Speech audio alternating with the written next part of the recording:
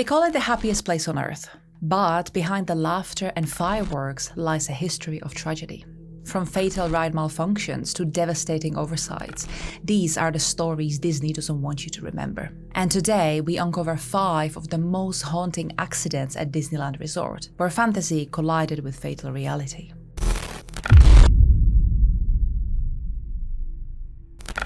On the morning of September 5, 2003, Disneyland buzzed with the usual excitement.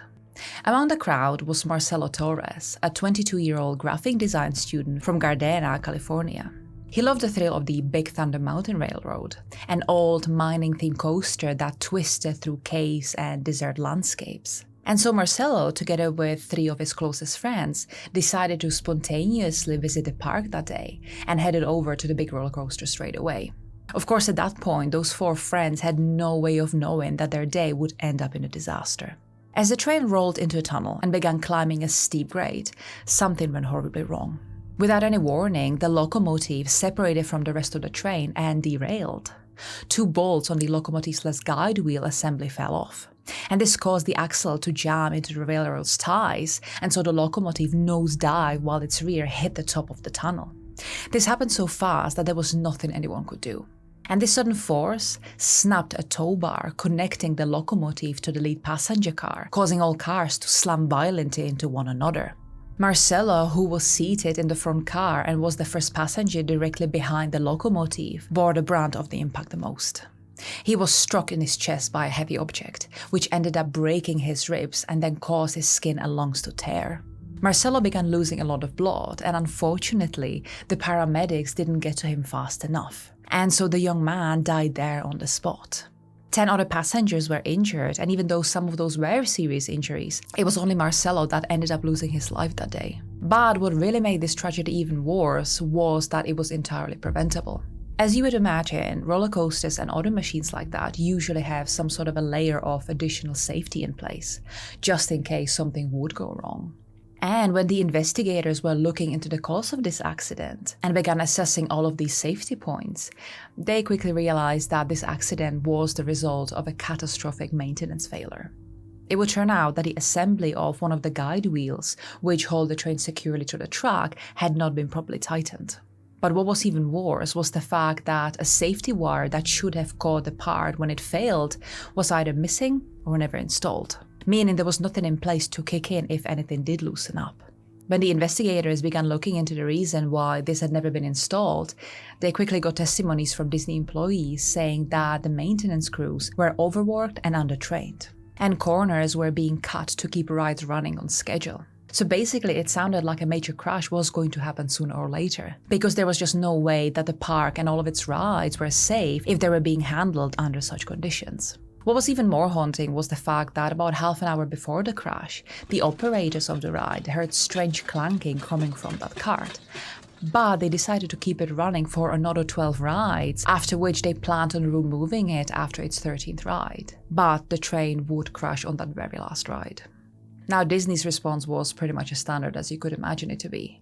They decided to shut down the Big Thunder Mountain for months and then claimed that they had overhauled its ride inspection protocols. But of course, the damage was done.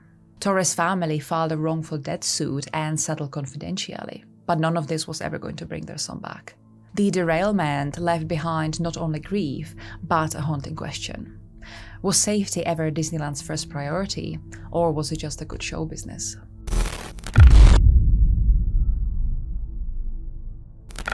It was Christmas Eve, 1998. The air was crisp, the park twinkled with festive lights, and the sailing ship Columbia was docking at Frontierland. This ship is a full-scale replica of Columbia Rediviva, which was the first American ship to sail across the world. Among the passengers on the ship that day was a man named Luan Dawson and his wife and a young son who were all visiting from the Washington state. They had waited years for this dream vacation, but that day, in an instant, that dream would become their nightmare. As the Columbia approached the dock, a cast member tried tying the ship off using a nylon rope.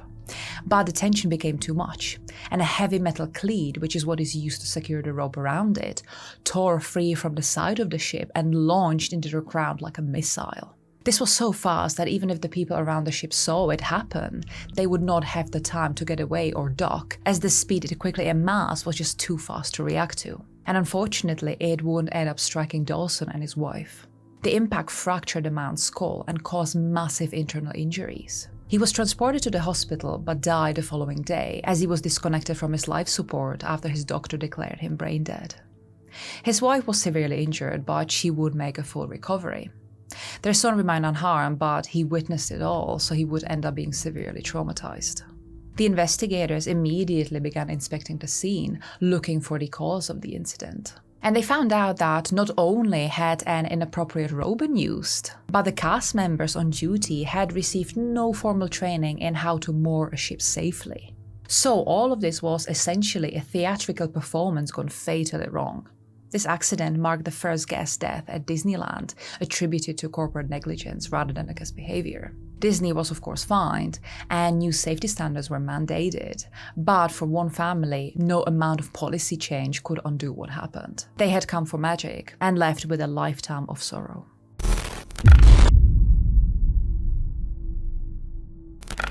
In 1974, the America Sings attraction in Tomorrowland was brand new. It was this innovative, rotating theater that showcased musical numbers from different periods of American history. So basically, the audience members would come in, have a seat, and then 4 acts would be presented on the stage one by one. But the real trick was in the way these acts would be presented. The theater had the audience part, which is what would remain always in its place, and so while the audience was enjoying one of the acts, the other 3 remained hidden backstage, and it would only be revealed by the rotation of the inner part of the theater. Now, this performance was really supposed to be lighthearted, educational, and fun. But just 9 days after it opened, something horrible happened. That day, Deborah Gail Stone, an 18-year-old from Santa Ana, had just started her summer job as a hostess of the America Sings. She was bright, ambitious, and loved working at the park. And she managed to land a job that was really not that demanding.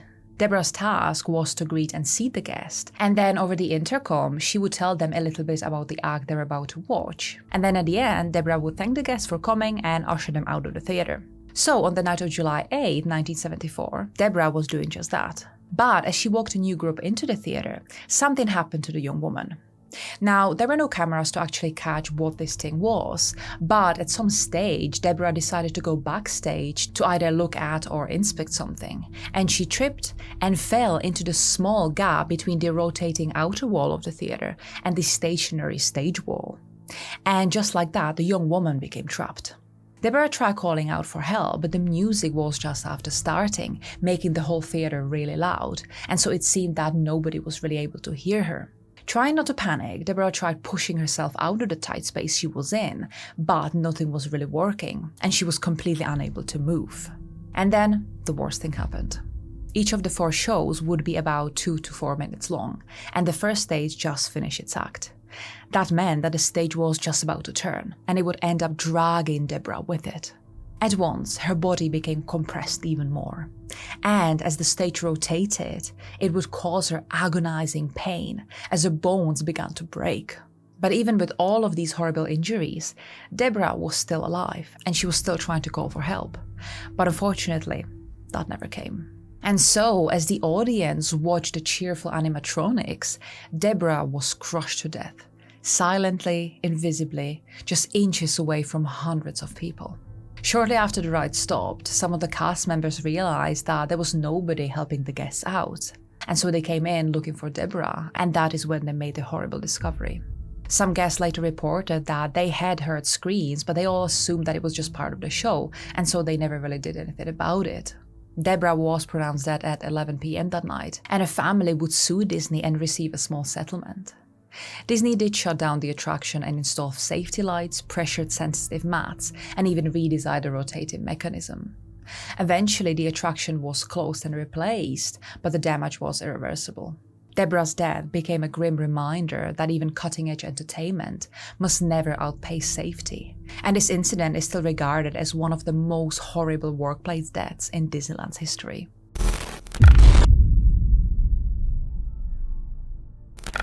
September 2000 was supposed to be an ordinary day of fun for the Zucker family. Their 4-year-old son Brandon was excited to ride the Roger Rabbit's Cartoon Spin, a kid-friendly dark ride where cars spin and dart through animated cityscapes. Guests are seated by two in a yellow cab-like cart, and 2 cabs at a time are dispatched together along the track. But when Brandon was being loaded in, the staff made a mistake and did not fully lower the lap bar. And at one point of the ride, Brandon either fell out or tried to exit the ride prematurely, and that is exactly when everything went wrong. The 4-year-old was quickly dragged under the spinning cart and got trapped underneath another cart. The cart rolled over him, folding his small body in half. And like that, he was stuck there for 10 long, agonizing minutes before the ride was stopped and he was freed. By the time emergency crews arrived, Brandon had suffered catastrophic internal injuries, including a collapsed lung, fractured pelvis, and worst of it all, brain damage. He was immediately taken to the hospital where he was stabilized, but it would seem like recovery would never come. Brandon remained in a minimally conscious state for almost 9 years, and he could occasionally smile and laugh, but he would never talk or walk again. His parents remained by his side and tried all sorts of therapy, but nothing was really working. And in 2009, just after he turned 13, Brandon passed away as a result of complications after his horrible injuries. Now, this tragic case raised a number of serious questions. There were reports that the ride continued moving along after Brandon got trapped, and that the emergency procedures were confusing and poorly communicated, which is exactly what led to this huge delay in anyone responding and stopping the ride. In the aftermath, Disney modified the ride to include new lap bars and sensors, and the Zucker family got an undisclosed settlement from Disney. But of course, that could have not been enough for losing their son like that.